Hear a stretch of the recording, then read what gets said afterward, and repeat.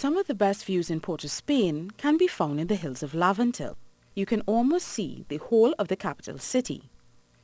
One of those places to see this magnificent view is this fort, Fort Chacon. Now taken over by the army, few even know of its deep historical significance.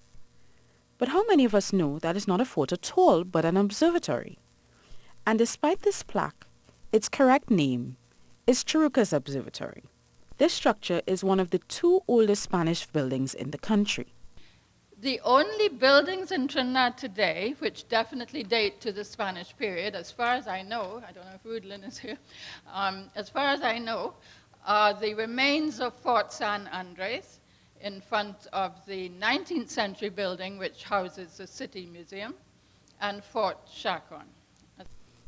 Many assume that the Cabildo building is the oldest Spanish building in the country, but that structure was built in the early 1800s, so Churrucas Observatory and Fort San Andreas are older buildings.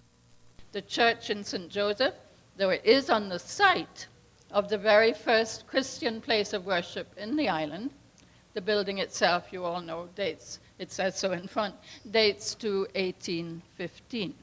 Professor Emerita Bridget Barreton said that Spanish colonial rule was marked by its neglectful treatment of its colonies.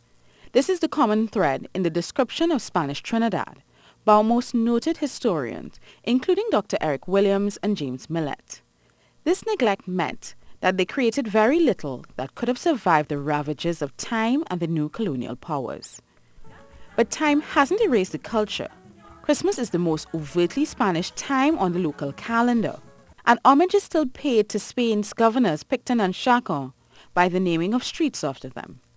Education is one of the roles of the National Trust of Trinidad and Tobago, and this was one of the heritage lectures they're hosting this month. The next lecture would focus on the French in Trinidad and will take place on November 16th. Soini Gray, CNews.